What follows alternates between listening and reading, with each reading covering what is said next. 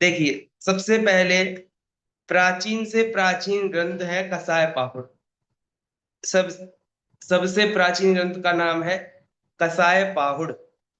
इसका दूसरा नाम है पेज्य दोष पाहुड़। क्या नाम है इसका?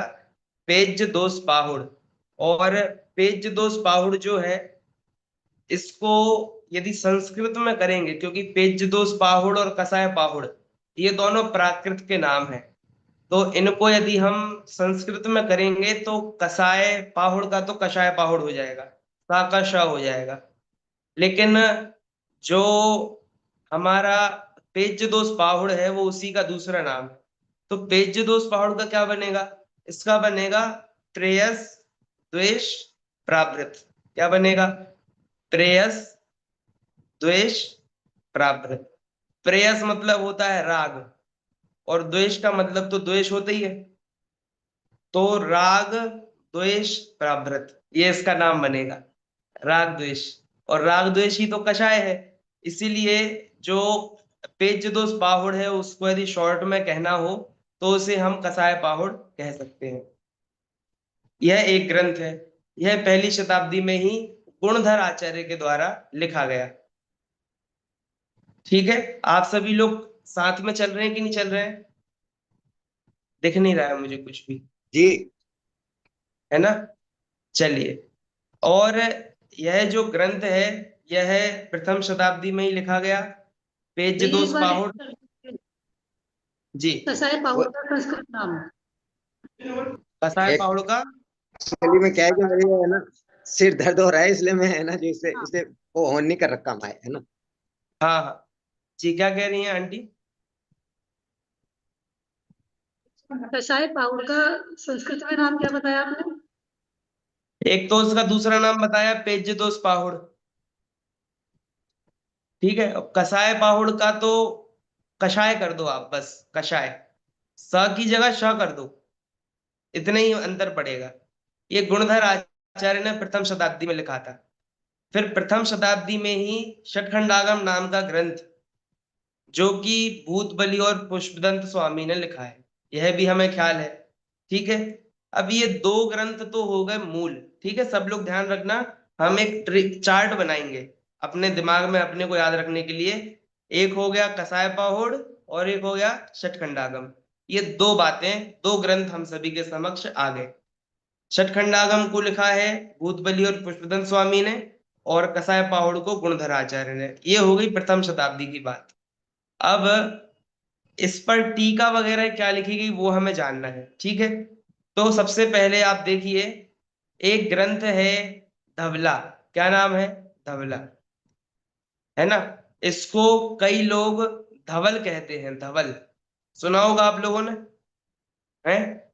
दादी जी भी सुन रही हैं। धवल कहते हैं हम, धवला, जय धवला, महाधवला, ये तो इनके नाम हुए। लेकिन प्राय सुनने मिलता है कि भैया धवल बोल देते हैं कई व्यक्ति। देखिए, धवल कोई नाम परिवर्तन करने का कोई अधिकार नहीं है हमारे पास। सुन रहे हैं आप सभी? हम पूजनों जी की पंक्ति में धवल वगैरह पढ़ते हैं कि भी धवल, जय धवल, महाधवल पूजन कर लूं। लेकिन धवला नाम है, धवला को आप चेंज ना करें। नाम बदलने का अधिकार नहीं है। जैसे मेरा नाम हर्ष हो और आप उसे हर्षा कर दें, हर्षा, तो क्या हो जाएगा? है भाई, एक तो नाम बदल जाएगा, नाम परिवर्तन और लिंग परिवर्तन। हर्षा तो लड़कियों का नाम होता है। वैसे ही जितनी भी टीकाएं हैं ना, टीकाएं, उनके नाम स्त्रीलिंग होते हैं। आप लोगों ने ध्यान दिया कि नहीं दिया कभी? बोलो भैया, समय सार की टीका का नाम बताओ, क्या नाम है समय सार की टीका का नाम? तत्व आत्मख्याति। प्रबोध में जैसे आत्मख्याति। आत्मख्याति, है ना? आत्मख्याति स्त्रीलिंग की पुल्लिंग?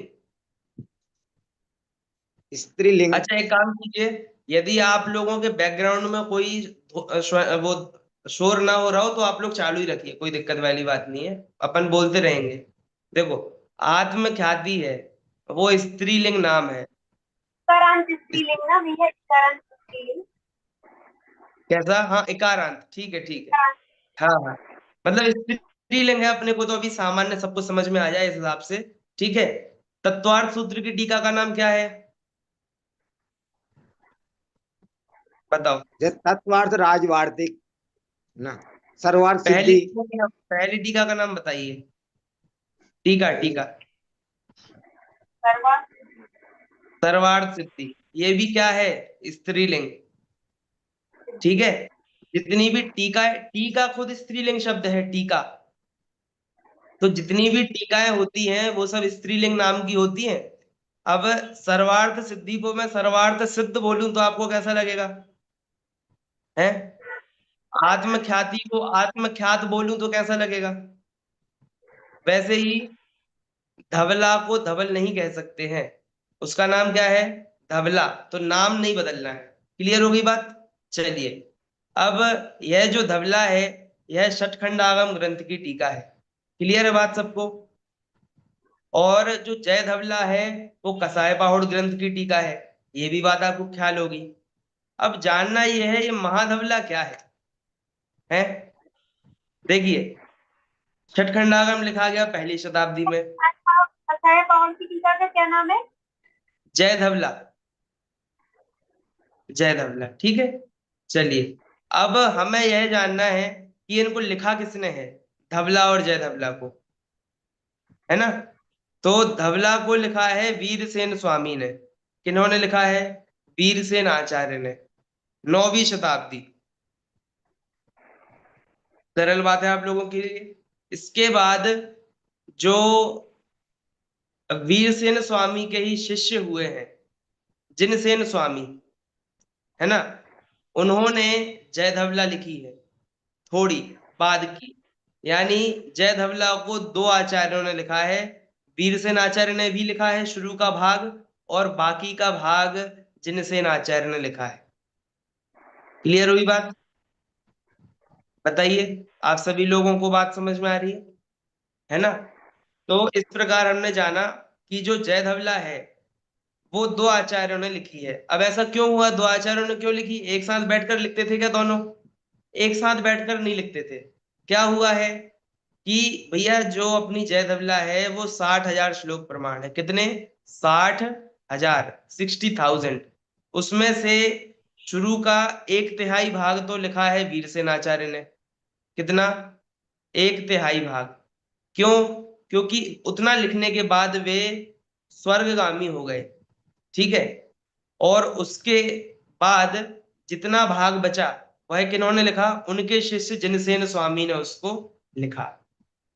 अब इस प्रकार हमारे को पता चल गया धवला और जय धवला के रचयिता कौन है।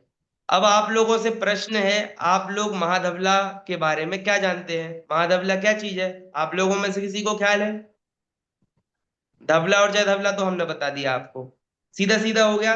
षटखंडागम और कषाय पाहुड़, षटखंडागम की टीका धवला और कषाय पाहुड़ की टीका जय धवला।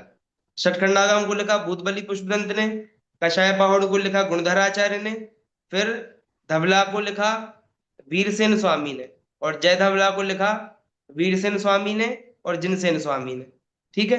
इतनी बात हो गई। और जो धवला है वो 72,000 श्लोक प्रमाण है। कितनी है, 72,000 श्लोक प्रमाण। और जय धवला है 60,000 श्लोक प्रमाण। तो बड़ी कौन हुई, धवला टीका, है ना। सबसे बड़ी टीका जिनागम में जो उपलब्ध है आज, वो है धवला टीका। चलिए, अब आप लोग बता रहे हैं क्या कोई, महाधवला क्या है, भानु भैया है। अभी तो ख्याल में नहीं आ रहा। अच्छा जी, ठीक है, कोई बात नहीं, अब ख्याल में रहेगा आपको हमेशा। देखिए, षटखंडागम नाम से ही बताता है कि 6 खंड है। कितने खंड हैं, 6 खंड है। आप लोग को जानने के लिए बहुत अच्छी बात है कि जो धवला है वो पूरे षटखंडागम की टीका नहीं है, केवल 6 में से 5 खंडों की टीका का नाम धवला है। 6 खंड है ना टोटल, नाम अभी बता देंगे आपको। उसमें से शुरू के 5 खंडों की टीका का नाम है धवला, ठीक है। और फिर छठवां खंड क्या है, ये प्रश्न होना चाहिए हमारे को। तो छठवां खंड का नाम है महाबंध। क्या नाम है? लिख लीजिए, महाबंध। महाबंध। क्लियर है? इसमें बंध की चर्चा बहुत विस्तार से की गई है, इसलिए इसका नाम है महाबंध। अब आप लोग ये समझो ये कितना बड़ा है कि षटखंडागम के 6 खंड हैं। 6 खंड में से 5 खंड को आप जोड़ो तो उनका टोटल बनेगा लगभग 6000 सूत्र। कितने? लगभग 6000 सूत्र के आसपास। और जो हमारी केवल छठवां खंड अकेला है वो है लगभग 30,000 श्लोक, 30,000 के आसपास। क्लियर हुई आपको बात है? किस किस को समझ में आ रहा है? मुझे यहाँ से क्या है, समझ में ज्यादा आ नहीं पा रहा है कि किन को बात कैच हो रही है। तो 5 खंडों का टोटल है 6000 और छठवां खंड अकेला है 30,000। तो आप सोचो कि छठवां खंड कितना बड़ा है। पांचों खंडों को जोड़ दें उससे भी 5 गुना बड़ा है ना? इतनी गणित तो समझ में आ गई होगी। तो भैया जो बीजसेन आचार्य हैं उनने केवल 5 खंडों पे टीका लिखी है। छठवां खंड है उस पर अभी तक किन्हीं ने टीका लिखी नहीं है जो उपलब्ध है। अच्छा। जितना हमारे पास उपलब्ध साहित्य है उसमें से किन्हीं ने भी छठवें खंड पर टीका नहीं लिखी है। तो जो छठवां खंड है उसका नाम क्या बताया आपको? महाबंध। महाबंध। क्लियर? महाबंध। तो जो महाबंध आपको नाम बताया इसी को आजकल लोक रूढ़ी की भाषा में महाधवला कहते हैं। ठीक है? छठवें खंड का नाम ही महाधवला है। इसका मतलब क्या हुआ कि हम कहते हैं, हम फ्लो फ्लो में कहते हैं कि धवला, जय धवला और महाधवला ये तीनों टीकाएं हैं। ऐसा हम कहते हैं, धवला जय धवला महाधवला टीका। लेकिन महाधवला कोई टीका नहीं है।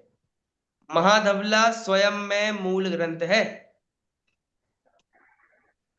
छठवें खंड का नाम ही तो महाबंध है। अब आप लोगों को थोड़ी कंफ्यूजन हो रही होगी कि महाबंध और महाधवला क्या है, ये दो नाम क्यों बता रहे हैं आप? सुनिए क्या है। एक आप लोगों ने न्याय सुना होगा, न्याय। न्याय कौन सा? मुख सुख न्याय। सुना है किसी ने? मुख सुख न्याय है? नहीं सुना? अच्छा। नहीं। काकतालीय न्याय किस किसने सुना है? काकतालीय न्याय सुना है ना? हाँ ये तो। हाँ। सुना है? तो भैया भानु जी बताइए, काकतालीय न्याय में कोई अदालत बैठती है क्या? न्याय नहीं। न्यायालय जाना पड़ता है। फिर नहीं। उसको न्याय क्यों कहते हैं? न्याय क्यों कहते हैं उसको? अभी। देखिए उसको न्याय ऐसे कहते हैं, कोई न्यायालय वाला न्याय नहीं है। न्याय मतलब जगत में ऐसा होता है, जगत में ऐसा होता है तो उसे क्या कह देते हैं कि भाई हाँ ऐसा होता है, परिभाषा बना देते हैं। लोकोक्तियां चलती है ना, उसको भी न्याय कहा जाता है? जैसे ड़मो लोए सव्य साहुड़म, उसमें जो लोए शब्द है वो अंत दीपक है, अपन ने सुना होगा। अंत दीपक, अंत दीपक मतलब एक जगह लिखा है आगे तक लगाना, मतलब यहाँ पीछे तक लगाना। तो इसको कई जगह कहते हैं, जैसे काकतालीय न्याय है मतलब ऐसा होता है प्रायः। है? जैसे कोई चीज शुरू में एक बार कह दी मैंने, मैंने क्लास प्रारंभ होने के पहले एक बार सूचना कर दी कि आपको पेन कॉपी लेकर बैठना है। अब आप पूरे क्लास भर पेन कॉपी लेकर बैठे रहे, तो मेरे को बार बार सूचना करनी पड़ी क्या? नहीं, एक बार की और पूरी क्लास तक वो सूचना चलती रही। इस न्याय को बोलते हैं नदी स्रोत न्याय। क्या बोलते हैं? नदी स्रोत न्याय। नदी स्रोत मतलब नदी के प्रवाह से बह रही है बात, एक बार हमने बोल दी तो जब तक हम नहीं बोले कि स्टॉप तब तक वो बात चलती रहेगी। इसको भी नदी स्रोत न्याय कहते हैं। ऐसे कई न्याय हैं हमारे जिनागम में और लौकिक साहित्य में भी। वैसे ही एक न्याय है मुख सुख न्याय। क्या नाम दिया? मुख मुख सुख सुख न्याय। न्याय। मुख सुख न्याय क्या होता है कि भैया जो बोलने में हमको सुविधा पड़ती है चीज का वही नाम रख देते हैं। जैसे देखो, मैं बोलूं धवला जय धवला महाबंध, धवला जय धवला महाबंध, तो ये बोलने में मुझे थोड़ी कठिनाई पड़ेगी। लेकिन मैं बोलूं धवला, जय धवला, महाधवला, तो बोलने में अच्छा लगेगा। लगेगा कि नहीं लगेगा? लगेगा मतलब, देखो ना पैटर्न फॉलो हो रहा है, धवला, जय धवला, महाधवला। और महाबंद बोलने में क्या हो रहा था? पैटर्न बिगड़ रहा था। तो जगत की रूढ़ी है कि भैया जो पैटर्न मुख सुख यानी बोलने में सुख लगे जिसमें, वो चीज बोल दी जाती है। बात समझ में आ रही है अपने को? मुख सुख न्याय समझ जी लिया आप लोग? तो जो महाबंद है उसको मुख सुख न्याय से महाधवला हमने कह दिया है, लोक सत्य है, ये फैक्ट नहीं है। वास्तव में स्वाध्यायी जीव को तो ये चाहिए वो महाधवला शब्द का प्रयोग ना करे, उन्हें चाहिए वो महाबंद का ही प्रयोग करे। क्योंकि जब महाबंद आचार्य ने नाम लिखा है तो हम क्यों उसे महाधवला करें? हैं? अभी मैंने आपको करके बताया था ना, हर्ष को हर्षा बोल दो भैया, हर्ष को जी हर्षा बोल दो तो अच्छा नहीं लगेगा। लिंग परिवर्तन, धवला को धवल बोलो, ठीक नहीं है। महाधवला को महाबंद ही बोलना, महाधवला नहीं बोलना चाहिए। तो जो छठवां खंड है उसका नाम क्या है? महाबंद। तो इससे अपने को दो तीन बातें पता चलती हैं कि जो धवला और जय धवला है वो तो लिखी गई 9वीं शताब्दी में, लेकिन महाबंद लिखा गया पहली शताब्दी में। क्यों पहली शताब्दी में लिखा गया? क्योंकि छठखंडागम का ही तो हिस्सा है ना मूल ग्रंथ। हम्म ठीक है। आप सोचो कि धवला का नाम धवला क्यों रखा गया? देखिए, जिन राजा के राज्य में जिन सेन आचार्य, वीरसेन आचार्य प्रमुखता से जिन्होंने उनके राज्य में लिखा, वो इनके बहुत बड़े फैन थे, वीरसेन आचार्य के। फैन समझते ना, भक्त। उनका नाम था अमोघ धवल। क्या नाम था? अमोघ धवल। धवल नाम तो था उनका कुछ और मूल, लेकिन ये उनकी उपाधि थी। उपाधि होती ना, राजाओं की बहुत सारी उपाधि होती है, तो उनकी एक उपाधि थी अमोघ धवल। तो उसी के आधार से अनुमान ऐसा लगाया जाता है विद्वानों के द्वारा कि अब धवल तो नाम था, लेकिन टीका तो स्त्री होती है, स्त्रीलिंग होती है, तो उसको क्या कर देंगे? धवला। तो नाम क्या लिखा गया? धवला। और नाम अच्छा भी है, धवला का मतलब होता है वाइट, प्योर, शुद्ध है। तो इसीलिए बहुत शुद्ध टीका है, इसमें कोई त्रुटि नहीं है, इसीलिए इसका नाम धवला सार्थक है। बात क्लियर हो रही है आप सभी को? तो इस प्रकार हमने जाना कि धवला और जय धवला तो टीका है और महाधवला मूल ग्रंथ है। ठीक है, आगे बढ़े क्या? कुछ जी पूछना हो तो पूछ लीजिए।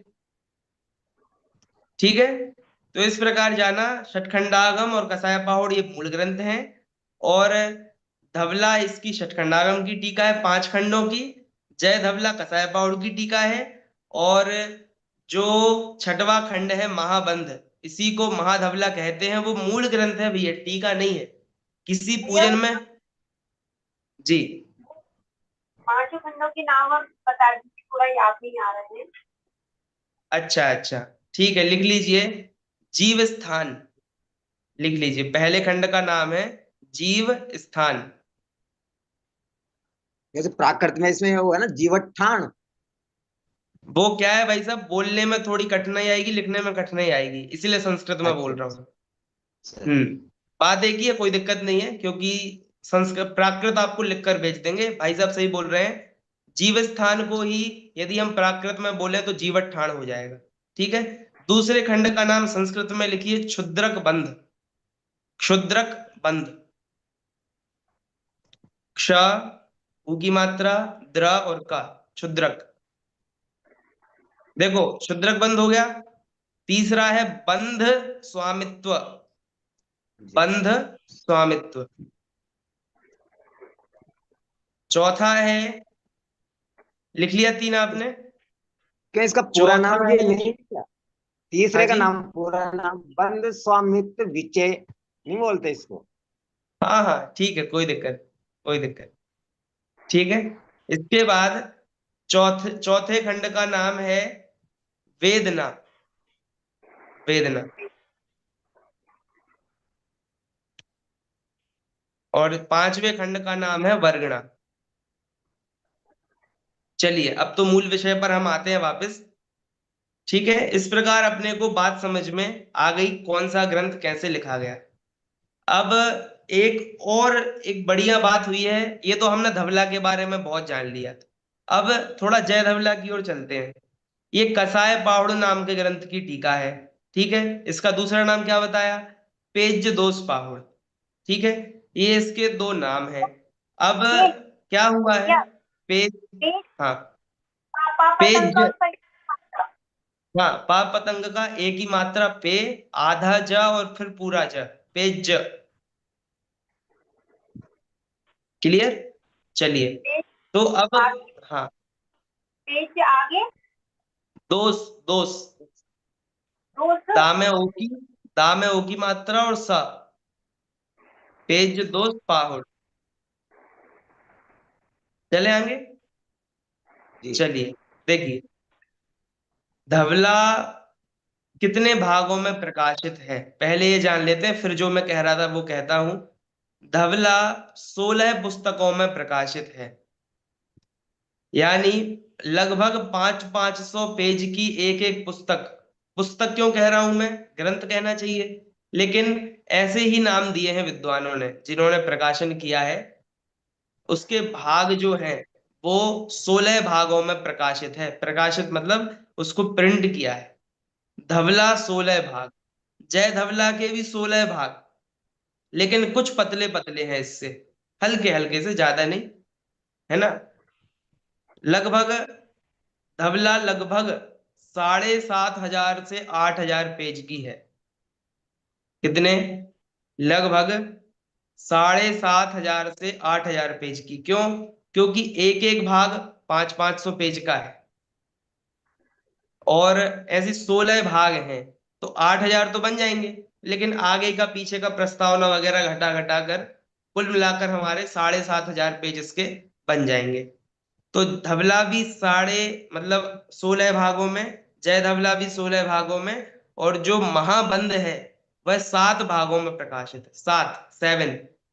तो टोटल कितना हो गया? 39 सात भागों में मतलब 39। 7 पुस्तक प्रकाशित है। 7 पुस्तकों में, हाँ।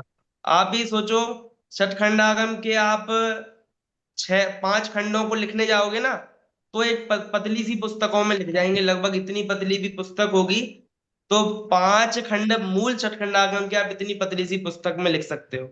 लेकिन जो छठवां खंड है उसके लिए 400-400 पेज की, 450-400 पेज की, कितनी, 7 पुस्तकें। तो टोटल सही बताया भानु भैया ने, कितने हो गए टोटल? 16-16 32, और 7 कितने हो गए? 39। 39 भागों में धवला, जय धवला और महाबंध, यानी आप सोचो, इतनी तो इससे अभी स्क्रीन में आ नहीं रहा है, इससे बड़ी है धवला, इतनी मोटी, फिर इतनी ही जय धवला, और लगभग इतने 7 भागों में महाबंध। इतना साहित्य हमारे पास आज उपलब्ध है। क्लियर हो रही बात? चलिए, अब इसके आगे हम बढ़ते हैं गोमट सार और लब्धि सार पे। देखिए, धवला का सार लिखा है गोमट सार में। धवला भैया का थोड़ा सार किसमें लिखा है जी? धीरे, थोड़ा कोई क्या? लिखने की थोड़ा धीमा से, थोड़ा धीरे, स्पीड थोड़ी तेज आ रही है लिखने में। अच्छा अच्छा, ठीक है ना। आप लोगों ने 39 भाग तक लिख लिया होगा, 39 भाग लिख लिए, वहां तक तो आप लोग ने कवर कर लिया होगा मेरे ख्याल से। ये महावंश 7 पुस्तकों में प्रकाशित है, यहाँ तक तो लिखा है। हाँ, बस इतना ही तो बताया। धवला 16, जय धवला 16, और महाबंध 7, टोटल होगा 39। चले आगे, है ना। चलिए, अब हमें ये देखना है गोमट सार लब्धि सार कैसे लिखे गए। तो जानिए कि गोमट सार जो है वह धवला का सार है।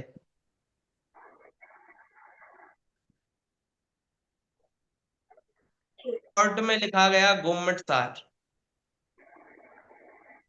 ठीक है।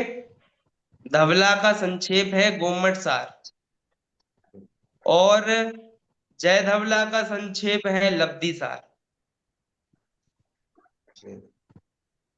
लिखा आप लोगों ने? जी धवला का संक्षेप है गोमट सार, और जय धवला का संक्षेप है लब्धि सार। इन दोनों के रचयिता नेमी चंद्र आचार्य है। नेमी चंद्र आचार्य, लगभग 11वीं शताब्दी।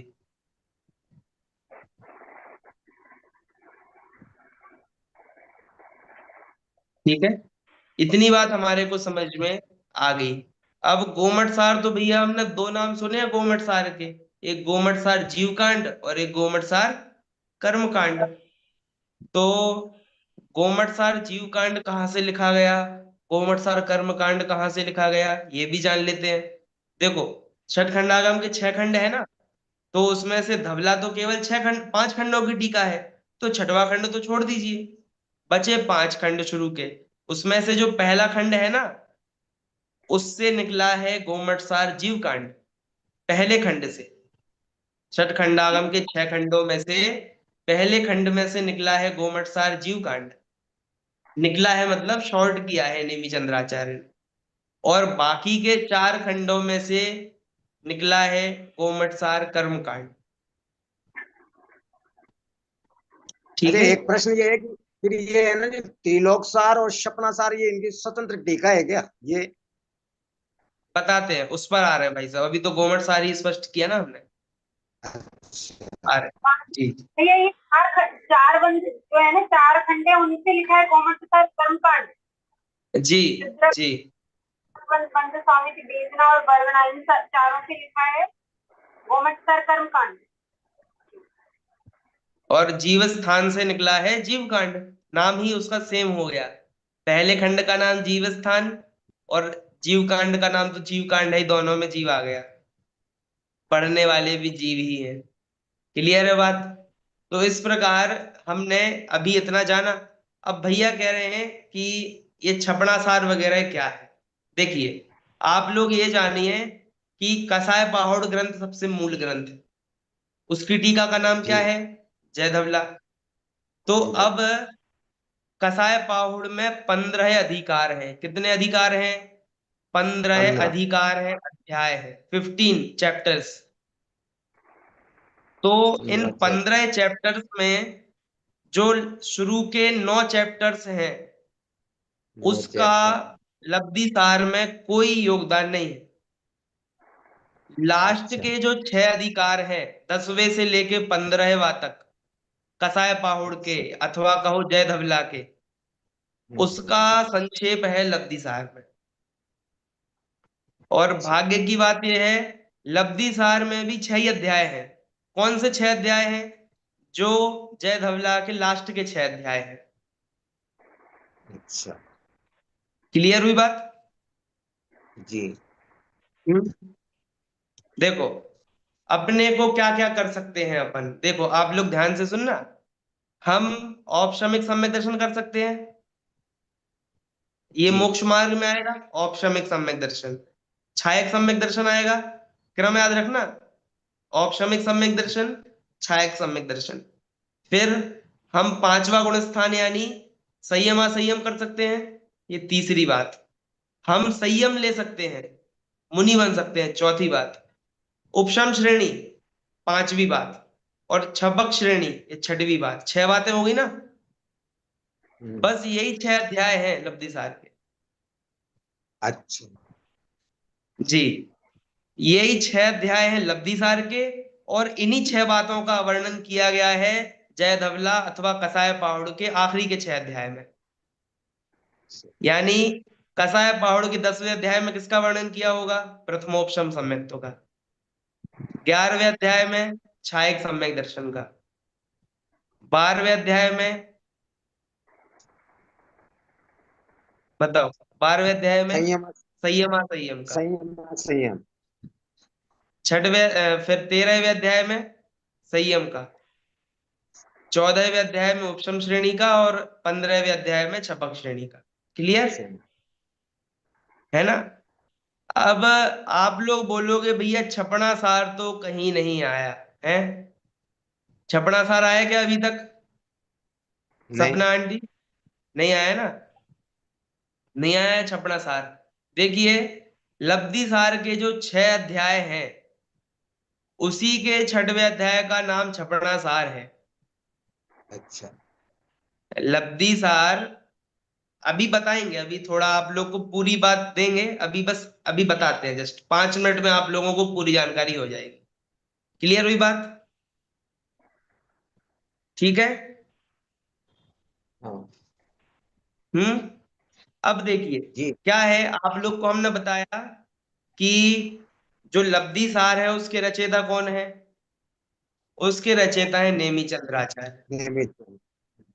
अब नेमी चंद्राचार्य के जो शिष्य थे उनका नाम था माधव चंद्र। क्या नाम था? माधव चंद्र। माधव चंद्र। आप लोगों ने गुणस्थान विवेचन पढ़ी है? कैमरा में बता दो किन किन ने पढ़ी गुणस्थान विवेचन। हाँ बिल्कुल, यहाँ क्लास लगी थी, सबने पढ़ी। सबने पढ़ी है ना? उसका हाँ दीदी मंगलाचरण भी ने। रोज पढ़ते होंगे पूरा। हाँ हाँ उसमें। हाँ माधव चंद्र नाम उसमें आया था आता उसमें। है माधव वंदित विमल पद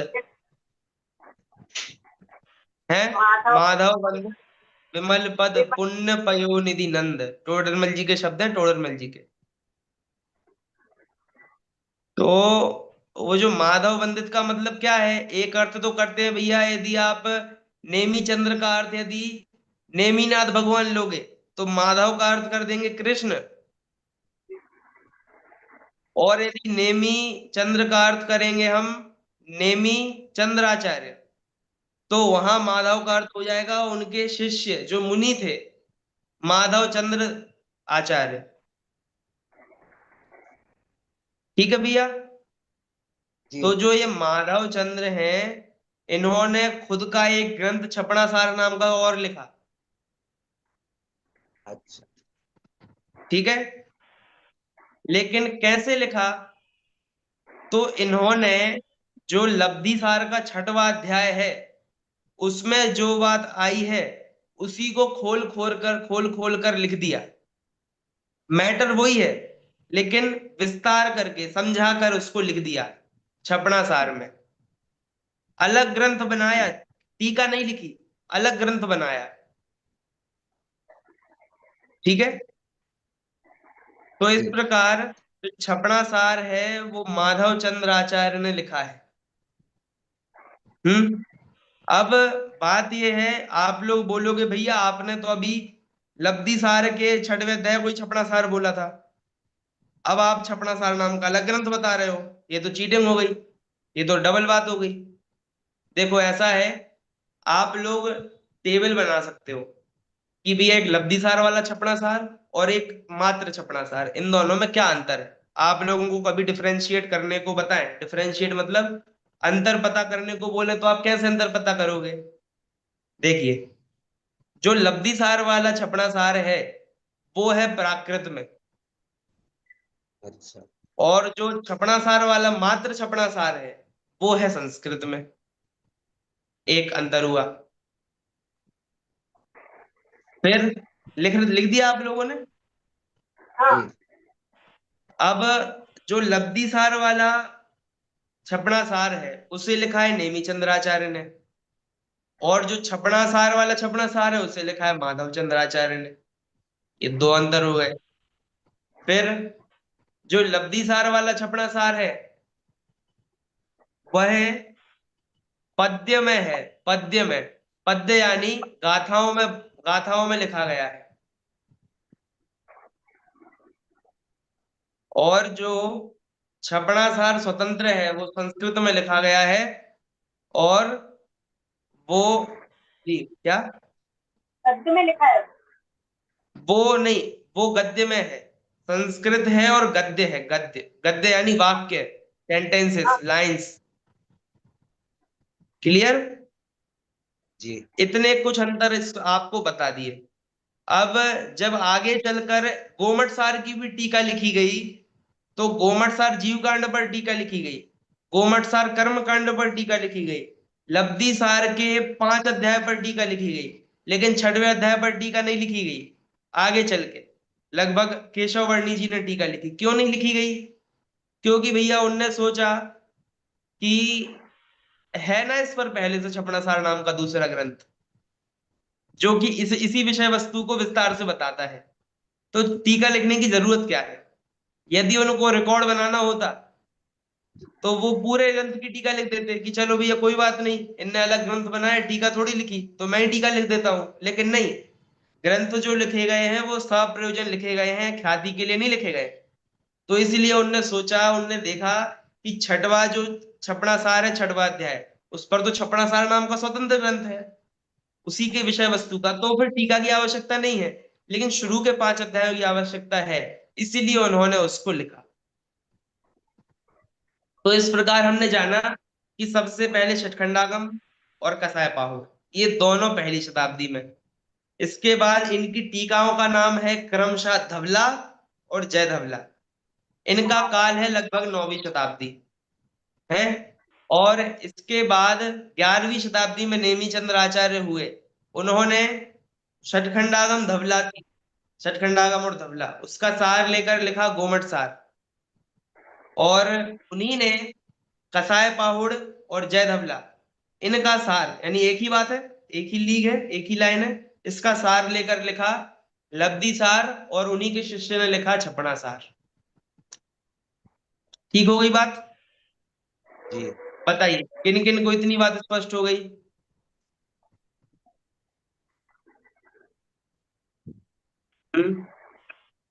कुछ प्रश्न हो तो पूछ लीजिए, फिर मैं आगे बोलता हूँ। भैया जी एक बार फिर से रिपीट कर दीजिए। क्या रिपीट करना है? वो शुरू से सटखंडा और मतलब इसका ये लिखा है, सटखंडा उनका और कसाई पाउट का वो लिखा है जो आप बोल रहे थे ना अभी 2 मिनट 1 मिनट पहले।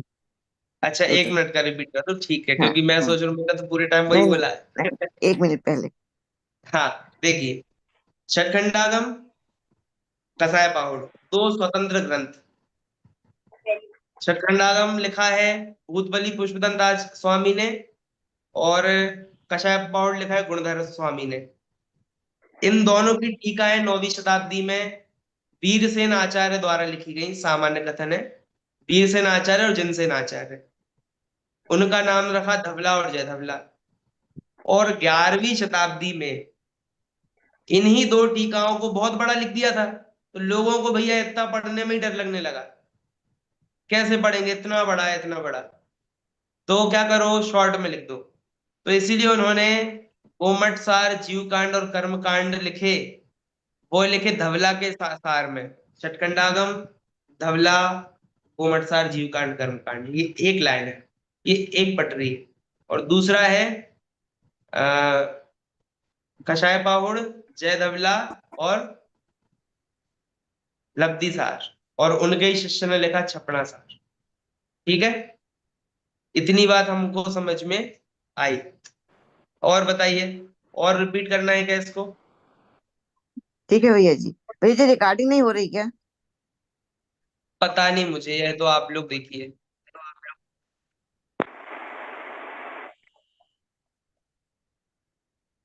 चलिए, ठीक है, इस प्रकार हमने अभी इतना विषय देखा। अब एक अंतिम विषय और देखते हैं, एक बात भैया और एक देखेंगे। जी। प्रश्न पूछना है। नंदीश्वर का अर्थ क्या होता है? नंदी का अर्थ, नंदीश्वर में नंदी का अर्थ क्या है वहाँ प्रॉपर? आनंद? नहीं, एक बार देखकर बताएंगे। वैसे नंद का मतलब तो खुशी होता है, नंद का मतलब, लेकिन आनंद तो है, लेकिन और कुछ तो नहीं है हम्म, मेरा मतलब। मुझे ये पूछना था, और कुछ प्रॉपर मीनिंग तो नहीं है? आनंद तो बताया था, आनंद तो मालूम है, लेकिन और कुछ प्रॉपर मीनिंग तो नहीं है, बस यही पूछना था। देखिए, नंदीश्वर यदि नंद से बना हो तो उसमें नंदेश्वर होना चाहिए, उसका नंदेश्वर। एक बार देखकर आपको बता देंगे, है ना, हम आंटी को भेज देंगे, संदेश भैया की मम्मी को भेज देंगे इसका उत्तर, तो वो आप उनसे ले लेना। ठीक है, अभी हम विषय पर आते हैं वापस। आप भैया पूछ रहे थे अभी कि छपड़ा सार क्या है, वो बता दिया। अब एक और पूछ रहे थे त्रिलोक सार क्या है। ठीक है भैया, त्रिलोक सार क्या जी। है? जी। देखिए, लगभग दूसरी तीसरी शताब्दी में एक आचार्य हुए हैं, यति वृषभ आचार्य। कौन हुए हैं? यति यकीन। वृषभ। इन्होंने दो चीजें लिखी हैं। कौन कौन सी? एक तो इन्होंने तिलोय प्रणति नाम का ग्रंथ लिखा है, क्लियर है? ये तो आप लोगों को पता ही है, हाँ यही क्लास तो पढ़ रहे हैं आप लोग। तो भैया इन्हीं का सार लेकर लिखा गया है त्रिलोक सार। जी। त्रिलोक पंडित जी का सार त्रिलोक सार है। त्रिलोक सार है, ठीक है। अब हमने अभी यहां से बोला कि यति वृषभाचार्य ने दो चीजें लिखी है, तो त्रिलोक प्रणति आप लोगों को पता है। दूसरी चीज क्या है? दूसरी चीज है चूर्णी सूत्र। क्या है? चूर्ण चूर्णी चूर्ण सूत्र। सूत्र। चूर्णी सूत्र क्या चीज है? देखो अभी हमने आपको बताया था कसाय पाहुड़, जय धवला, लद्दी सार, छपरा सार, यही 3 स्टेप बताए थे। जी। अब आपको एक चीज और करनी है, आपको कसाय पाहुड़ और जय धवला के बीच में एक स्टेप और जोड़ देना है, चूर्णी सूत्र का। क्या जोड़ देना है? चूर्णी सूत्र। चूर्ण यानी इन्होंने कसाय पाहुड़ जो है ग्रंथ, कसाय पाहुड़ आपको क्या लगता है कितने पेज का ग्रंथ होगा? मूल ग्रंथ आप लोगों के क्या विचार है, अंदाजा बताइए। एक मानसी आंटी 1000। बताएंगे? हम्म। जैसे समय एक सार हजार है, समय पाहुड़, समय पाहुड़ में कितनी गाथाएं हैं? 415 गाथाएं, ठीक है। वैसे ही बताइए कसाय पाहुड़ में कितनी गाथाएं होंगी? तो भैया कह रहे हैं 1000 है। वास्तव में उसमें केवल 233 गाथाएं हैं। कितनी? केवल 200। 233, मात्र, ओनली। अब इन 233 गाथाओं पर चूर्णी सूत्र लिखे यति वृषभाचार्य ने। चूर्णी सूत्र क्या होते हैं? तो चूर्णी सूत्र वो होते हैं जैसे तत्वार्थ सूत्र है, तत्वार्थ सूत्र स्वयं मौलिक ग्रंथ है, वो किसी की टीका नहीं है, लेकिन है सूत्र। वैसे ही चूर्णी सूत्र क्या है कि जो होते तो सूत्र हैं, सूत्र मतलब शॉर्ट में होते हैं, लेकिन वो स्वयं में मूल ग्रंथ नहीं है, वो किसी की टीका रूप सूत्र है। यानी टीका तो बहुत बड़ी होती है, लेकिन किसी ने उस पर मूल ग्रंथ नहीं है लेकिन टीका भी नहीं है, उसको बोलते चूर्णी सूत्र। जैसे मूल ग्रंथ है कसाय पाहुड़, छोटा सा, और जय धवला है बहुत बड़ी, लेकिन चूर्णी सूत्र क्या है कि इतना बड़ा भी नहीं है और मूल ग्रंथ भी नहीं है, इन दोनों के बीच की एक कड़ी है। यानी जिन्होंने मूल सूत्र नहीं लिखे, तत्वार्थ सूत्र जैसा, मूल ग्रंथ नहीं है खुद का, खुद का मतलब लिखा तो खुद ने है, लेकिन मूल मतलब किसी के आधार लेकर नहीं लिखा है, वो होता है मूल। लेकिन चूर्णी सूत्र हैं वो कसाय पाहुड़ का आधार लेकर लिखे गए, 233 गाथाओं के आधार से लिखे गए, लेकिन लिखे गए सूत्र में बहुत शॉर्ट शॉर्ट में, इतने शॉर्ट में लिखे गए कि लोगों को वो भी समझ नहीं आए, इसलिए फिर अपने को जय धवला लिखनी पड़ी। ठीक है तो बात? उस कितने वो कितने पेज का ग्रंथ है फिर कसाई पाउड? कसाय पाहुड़ तो बताया ना 233 गाथा है। गाथा ही है, लेकिन उसका जो होगा अर्थ सहित आगे। नहीं देखो, यदि आप उसको गाथा और अर्थ लिखोगे तो वो 20 पेज में बन जाएगा, लगभग 20-30 पेज में बन जाएगा कसाय पाहुड़, अच्छा। केवल गाथा गाथा लिखेंगे। लेकिन जो छपा है ना ग्रंथ कसाय पाहुड़ नाम से, हाँ हाँ। उसमें अकेला कसाय पाहुड़ नहीं छापा, वो तो पतली सी पुस्तक बन जाती, अच्छा। इसलिए उसको चूर्णी सूत्र के साथ छापा है। 6000 श्लोक प्रमाण चूर्णी सूत्र, 6000 श्लोक प्रमाण उसके साथ छापा है, तो वो इतना मोटा ग्रंथ हो गया है, इतना मोटा। इनके इसके लेखक कौन है? चूर्णी सूत्र के कौन आचार्य हैं? यति वृषभ, यति। त्रिलोकपणति वाले। क्लियर है? तो जिनका आप ग्रंथ पढ़ रहे हैं त्रिलोकपणति, उन्होंने 2 रचनाएं लिखी है, त्रिलोकपणति और चूर्णी सूत्र। तो अब हमारी कक्षा का समय पूरा हो रहा है, 2 मिनट बचे हैं, बस मैं उपसंहार कर देता हूं। षटखंडागम, भूतबली पुष्पगंध, पहली शताब्दी। धवला, वीरसेनाचार्य, 9वीं शताब्दी। और उसी की टीका, उसी का संक्षेप, कोमट सार, जीवकांड कर्मकांड, नेमी चंद्राचार्य। यहाँ पर पहली शताब्दी कसाय पाहुड़ गुणधर आचार्य, दूसरी या तीसरी शताब्दी लगभग यति वृषभाचार्य चूर्णी सूत्र लगभग 6000 श्लोक प्रमाण, और 9वीं शताब्दी जयधवला 1/3 भाग वीरसेनाचार्य, 2/3 भाग जयसेनाचार्य, आदि पुराण महापुराण वाले, है ना, जिनसेन प्रथम। और फिर 11वीं शताब्दी में लब्धिसार नेमिचंद्र आचार्य, है ना, और उन्हीं के शिष्य ने लिखा है माधव। छपणासार। और इन सब पर टीका लिखी है हिंदी में टोडरमल जी ने। गोमटसार जीवकांड, गोमटसार कर्मकांड, लब्धिसार, छपणासार, त्रिलोकसार, इन सब पर टीका लिखने वाले, टीका का तात्पर्य है लगभग लगभग हिंदी अनुवाद करने वाले, हिंदी का तात्पर्य है जो उनकी खड़ी बोली भाषा थी, लगभग तो ढूंढारी कहते हैं सामान्य कथन से, वो उनकी भाषा थी। वो टोडरमल जी ने सबसे पहले उसका हमारे पढ़ने योग्य कार्य किया, और फिर उसके बाद फूलचंद जी आदि ने धवला को भी शिफ्ट किया हिंदी में। फूलचंद जी ने, हीरालाल जी ने, बालचंद्र जी ने, है ना। इस प्रकार इन सब विद्वानों का हम पर बहुत उपकार है। तो जो आचार्य ने लिखे ग्रंथ लिखे हैं वो सब इन पंडितों ने ही प्रकाशित करवाए हैं, है ना। और यदि आज इन सब टोडरमल जी से लेकर जो भी हम तक विद्वान हुए हैं, यदि वो हमको हिंदी अनुवाद करके नहीं देते तो संस्कृत प्राकृत की केवल हम ऐसी जय करते, जय हो शकंडागम, बस ऐसा रखा रहता हमारे सामने, आप उसको पढ़ नहीं पाते। तो इसीलिए हमको पढ़ने में सुगम बनाया।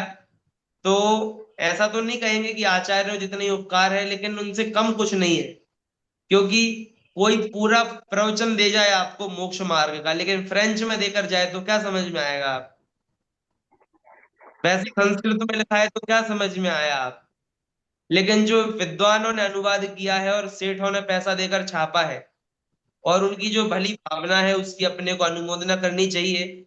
और श्रुत पंचमी के दिन कटिबद्ध होकर नियम लेना चाहिए कि कम से कम गोमट सार आदि का स्वाध्याय तो अगले साल, अगली श्रुत पंचमी तक गोमट सार का स्वाध्याय तो हम कर ले।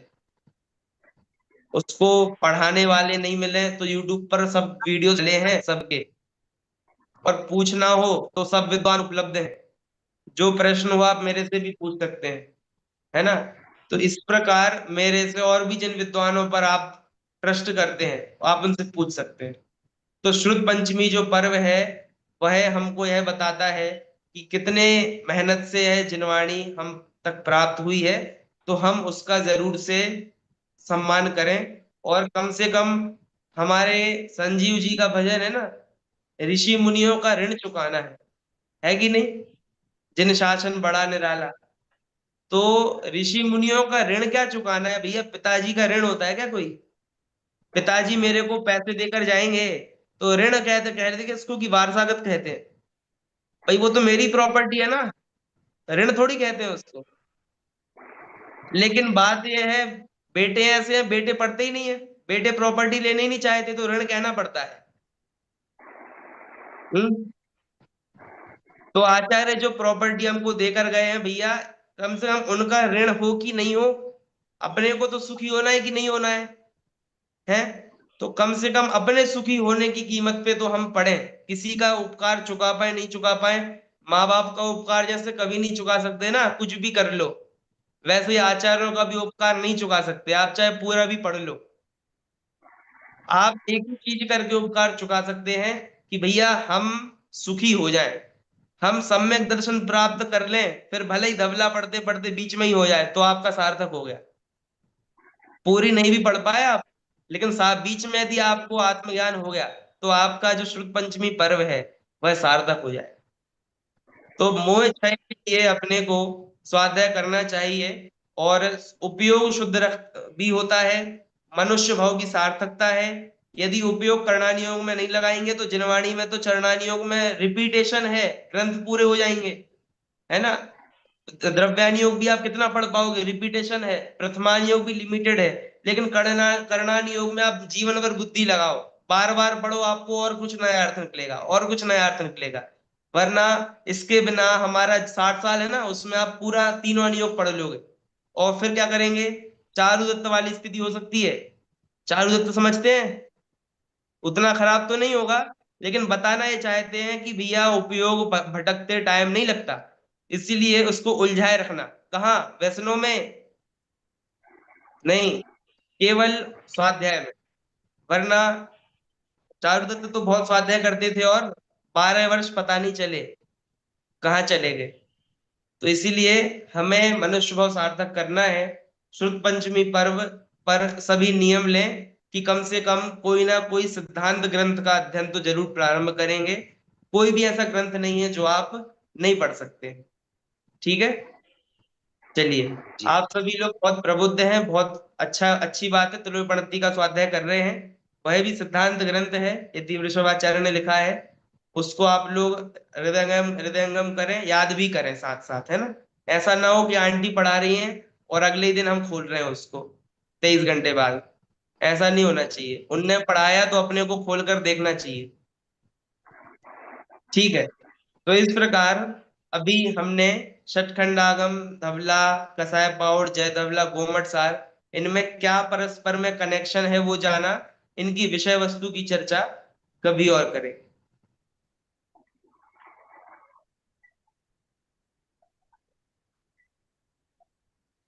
जय जिनेन्द्र। जय जय।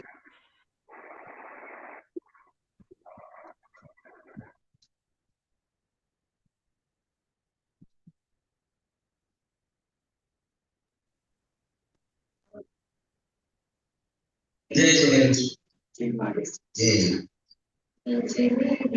निज में बताए ये उपकारे उसके लिए जिम्मेवारी माँ